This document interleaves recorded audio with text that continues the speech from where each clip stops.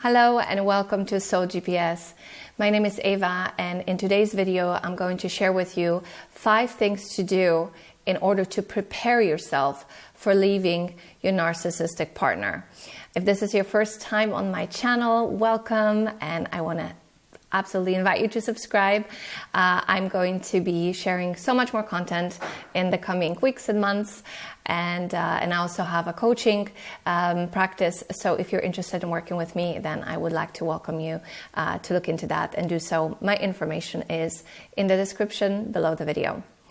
So let's get to it. What are the 5 things to do in order to prepare yourself for leaving a narcissistic person?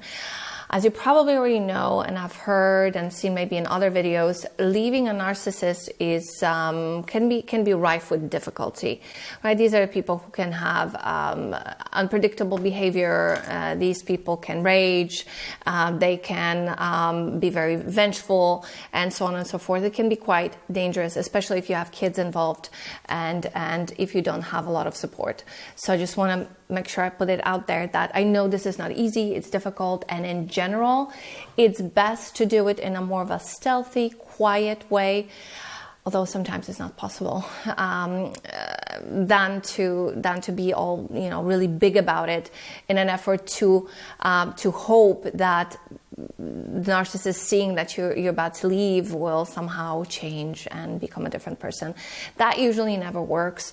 And once you decide that you're going to do this, just know you have quite the road ahead, but it's doable. You will be able to do this. You have what it takes, but there will be some things that probably would be a good idea to put them in order. And hence this video, I wanted to share that with you so that you feel like you have the support sourced from within as well as from without in order to execute this feat. And I also want to mention that a lot of the times when I talk to people who are on the fence about leaving a narcissistic partner, they know it in their head that they should, that this is the right thing to do, but inside they feel very confused. Inside they are filled with conflict, and a lot of the work that we do before that person gets ready to actually take that first step is emotional work.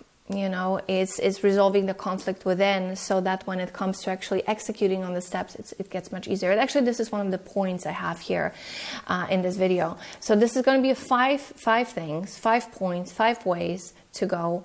And I just want to say that the first 3 are kind of foundational. It's something you can start doing right away.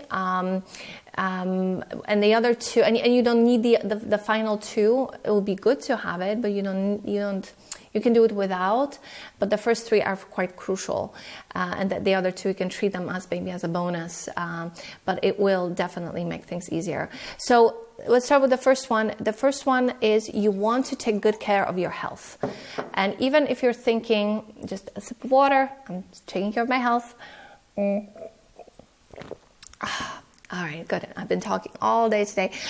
So taking care of your health is something you can start doing right away. You don't need to, wait till the last minute, till the week off. It's actually the sooner you realize that you're dealing with a person who's manipulative, who's got you trapped in some way, who is abusive.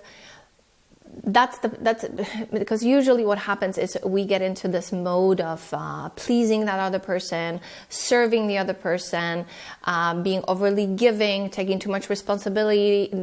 These are the things that tend to occur when we get into these kind of relationship dynamics, is that one person sort of gets it all and the other person suffers because it's being taken advantage of in the process. So one way to sort of pull back a little bit, we also, depending again on who you're with, but in general, it's best not to make too big waves because the narcissist will detect that something is different. But it could be small things like taking a walk in nature 3 times a week, for half an hour, or going to a doctor to have a checkup because you may feel like you're starting to get some aches and pains in your body, or something's not working as the way it should, or you've noticed some kind of a symptom show up. go to the doctor, take care of your health. It's so important, because this may be a bit of a process that you're embarking on, and having your body there with you in the best capacity possible will be absolutely critical. Also, I know this could be a tough one, but if you're smoking, or if you have the tendency to reach for a drink when you're stressed, this could be a good time to stop doing that as much, at least. Maybe taper it off a little bit, change your diet. Wherever you are on your health scale, try to go up. This will also be a good place to kind of disconnect from the stresses of being with a narcissist, have a little bit of time for yourself. And in general, it's a good practice to begin to invest in and carry through into your future, into your new life. Number 2 is take care of your finances. Narcissists often manipulate. This has happened to me. I know this well. Financially, they get us in debt. They buy things like televisions and other things using our credit card. They have us co-sign with them to buy a new car. I've been there in all these places, and as a result, our credit score can get ruined. And also, we don't have enough savings put away. And in some extreme cases, and this does happen too, the person is so completely dependent on the partner that they don't have a job, they don't have any money, they may even be in debt, and they're completely dependent on the partner to also help with the kids. So if that is the case, then I would want to urge you right away to open a savings account, or even have a little piggy bank. Have a sock in your wardrobe, anything, or you can put even a little bit, $10, $20, anything away, so you have that security, that little bit of a buffer, and you can start making it a practice over the next few months, because it may take, depending on what your situation is, it may take 6 months, it can take a year. I've certainly worked with clients where the preparation took a while. For me, when I finally made the decision to leave my husband, that took over a year, I think about a year and a half. And a lot of the issues I was struggling with, besides financial, that was an issue too, but it was, just the inner resourcing, was emotions. Feeling really conflicted, feeling like I'm the bad guy, whereas everybody was telling me, hey, no, wake up, it was so hard. I was completely entranced, and I had his words so deeply lodged in my mind. My reality, my perception of reality was very contorted. So start putting money away. If you can get a job, even if it's part-time, somewhere at a cafe, even if it's, helping a friend with something, and keep putting that money away. If you have an account, do put it away. If there is any way that you could have some of the resources, if you're only 100% dependent on this person, also put aside for yourself and your kids for later. That could be useful. So anything to give yourself that boost, that sense of confidence, because that you have those resources, because you are going to need money sooner or later. Being the financial dependency is part of the codependency, the larger scheme of things here in this game. So this is really important. It will make you feel so much better to do this. This could also be a good motivation to actually either go back to work or embark on a career that you've always wanted. You may be surprised. I surely have surprised myself that I was so afraid that when I leave, I won't be able to set things up, like set up PG&E, the electric utility thing, and not to mention renting an apartment, not to mention doing this. I was able to do it also. I did it. I was like, oh my God, it was not even that hard, right? And then in my career, I was able to ask for a raise. I was able to pay off that debt faster. So you may be surprised once this thing isn't blocking you, and emotionally you feel so much more open and at peace with yourself, the things you'll be able to do. So, but it all starts with that first step. So if there's anything you can do, the next step you can do as I'm actually talking, as you're listening to me here, I make a mental note or even write it down. What is the next thing you can do to take your health to the next level? Same thing to your finances to the next level. And then let's go to the third point here, and that is enlist allies. Begin to bring people who you know are good for you, who know that they have you back. Bring them closer. Begin to talk to them about your situation. Maybe open up a little bit. Maybe talk to them about possibly staying with them for a period of time. Anything. Start to think about it from a longer term perspective, because if we're in a situation when we're up against a wall, we're in a raging argument with the narcissist we discovered them that they were cheating on us or something, or they just got drunk and we want to get in the car and we're like, oh my God, we don't have a place to go. We want to avoid that, right? So start early. Start nurturing these relationships. All relationships need to be nurtured. Of course, I'm not talking about the dysfunctional ones, because no matter how much you give, it's never going to be enough. But the good ones, right? Maybe reconnect with your sister, or with your best friend, even if they're in another state. Anything. Do that now. And I remember my relationships with narcissists have put me in this kind of a passive role in my life where I felt so very victimized by what happened. Some of it was made sense. Yeah, I really was victimized. But in a lot of other cases, I still had a lot of wiggle room. I could do a lot. And I remember when the thought dawned on me, and I came to it on my own. I was sitting by myself. I felt really lonely. I just wanted to hang out with some friends, I don't know, have some wine with a girlfriend, have a nice chat, watch a movie. I was like, I'm on myself, like, again.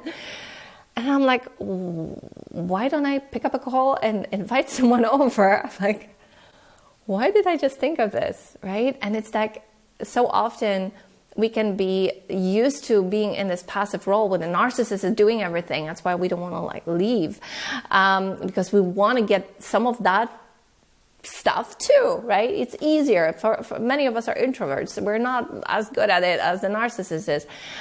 Sometimes it's the reverse. But why don't we just step in, right? And join a yoga class, join a painting class, go do some pottery. So good for your mind. Do some of that, meet some people, start making connections. Again, looking at it from a long-term perspective. If we wake up one morning and by the evening we want to have a group of best friends knocking on our doors, it's not going to work. We have to have a plan. So begin to enlist your allies, some of the old friends that you have had, maybe some family members, maybe there's an aunt you always liked, grandma, grandpa, cousin, in another country, anything like that. Start doing that. Maybe a friend that you went to college with that you had a really good connection with. Make a call. Find out how they're doing. Don't start, I'm just in this crazy situation, but just go with, okay, what's new? It's been a while. We haven't talked. Have a little bit of a warm up and then continue to nurture that relationship. Meet up with these people. Go out with them to see the movies. Maybe a gallery opening. Your social life will thank you. If the narcissist... your social self will thank you. Your narcissist may not like that, because narcissists tend to want to control and isolate their partners. But, try your best. If it's a phone call you make from the car on the way home, do that. If it's a meeting you make under the guise of going to visit your mom, do that. Do whatever you need to do in order to nurture these relationships, because these people can be very helpful for you when the time comes, when the hour strikes midnight. Okay, so these are the three fundamentals, the three essentials. Now let's go for the 2 bonus points. While you're preparing your exit, learn about yourself. Take some time to study your personality. There are personality tests out there. You can do the Enneagram, the Myers-Briggs. None of them are perfect. We can't be, humans can be put into these strict categories, but you can learn so much about how you behave in a certain situations, what happens under stress, what are your vulnerabilities. That's really what we're after, is to understand your inner architecture, understand your inner vulnerabilities, so that, again, when you're getting triggered, when certain things happen, instead of reacting, you can respond. You now have that little bit of insight. You now have that little bit of a delay in time. You've practiced self-reflection. So you will make much better decisions. And of course, here I want to say that if you can afford it, and if you want to, if you have the desire, if you feel ready, work with a coach or with a therapist. You know, I'm a coach. I work differently than therapists do. I've done therapy for myself, and it was super valuable. But with therapy, I find it's good for a very specific thing, because it can go on for a long time, and it's sort of like this meandering river. And again, it can be very good. But also, if you don't work with a therapist who understands this kind of thing, you know, this narcissistic abuse thing, they can actually shame you. You know, I've worked with people who just came out of 6 months with a therapist, and they're like, Eva, help me. I'm just, you know, I have a mess in my head.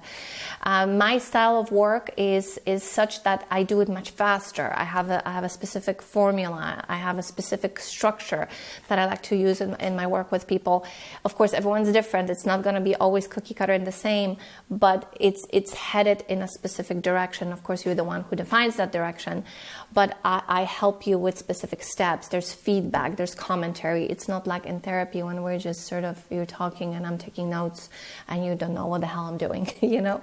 But again, there's some therapists who are really great. I've actually also met therapists who use also coaching structures. So they mix the two together, and it can come out really quite well. So if you can't afford a coach, or you're not ready, because you might not be ready. Coaching requires quite a level of commitment, because you're going to start moving much faster. What you might want to do is reach out for some books, you know, not just books on narcissism, but also psychology books, self-help books, personality books, all in an effort to kind of help map yourself out. It can be hard to do it on your own. It's easier when you're talking to somebody who can reflect that back. Or you can also ask friends. Oh, I forgot to mention that, and I did that recently because I was doing, I'm in the process of doing another coaching course for myself. And one of the things we were going to do on the exercises is to gather some feedback from friends. So I texted 5 friends to ask them a question about myself, and I got the feedback, and I was surprised what they had to say about certain things about me. So that was really insightful. I would have never guessed these things. So you can try doing something like that. Also, journaling. Journaling is great for discovering yourself. Julia Cameron's morning pages are fantastic. So what it's about is you basically every morning for 15 minutes or so, or in the evening if that's better for you, you continually write stream of consciousness, 3 or so pages of just a sheet of paper. You can burn it afterwards if you're living with a narcissist and you're putting down things you don't want them to read. You may want to actually destroy them or take them to work or keep them in your car. But after a while of doing it, within about 3 weeks or so, you'll start to notice certain patterns repeating. And you can look at it from like a bit of an observer point of view and be like, oh, wow, this is interesting. I did not know this about me. You know, so study yourself. Take this time to understand yourself, also to dive in emotionally. Again, this is a little bit easier done with a coach or a therapist, but doing emotional work is also crucial because it can help unblock you from your path. Because usually the things that block us, I know the things that block me most of the time, is self-doubt, it's fear, mostly that. Self-doubt and fear. And I'm sure there are others too, but these are the things that can really derail us. So working through those things before you get on your journey, get on your quest, can be also quite helpful. And bonus number 2, which is 5 for our total things to do to prepare for leaving a narcissist, is consult a lawyer, ask for legal opinion, whether you are in a domestic situation, not married, or whether you're married with kids or without kids, or whatever situation, whether you're the owner of the house or they're not the owner. I mean, I've heard situations in which, you know, the narcissist locked the owner of the house out of the house, and she's now terrified and had to move to a different country for work, and she has a beautiful home that she can access, and they're not even married, right? And it's just crazy situations like that. And again, what's standing in a way of this person working this thing out, resolving the situation? A lot of it is fear. She and I had only 1 session, but there was so much fear that this woman had to live in that the idea of fighting for what's hers just seemed unfathomable. She preferred to do, you know, what she did. So there's a lot of that. So get a legal opinion, and also reach out to find out whether there are any kind of services in your area. Help with shelter, help with work if you're unemployed, help with immigration if you're an immigrant. Get those things going ahead of the time, because the more knowledge you are armed with, the easier it will be for you to make the decisions once the moment comes. So you don't want to leave everything for the end. You want to be very prepared, very calm, and very confident when that midnight hour strikes. So I hope this was helpful. Again, thank you so much for being on my channel, and I look forward to your comments.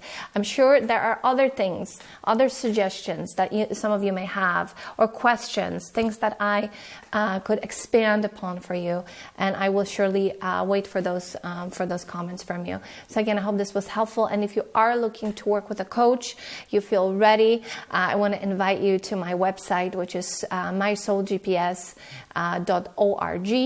And that's down below, and there's information about how to book coaching with me. And I do so online, so it can happen from anywhere in the world. Occasionally I do workshops. In fact, I am currently in the process of preparing a retreat for later next year, so I'll be making announcements about that coming up.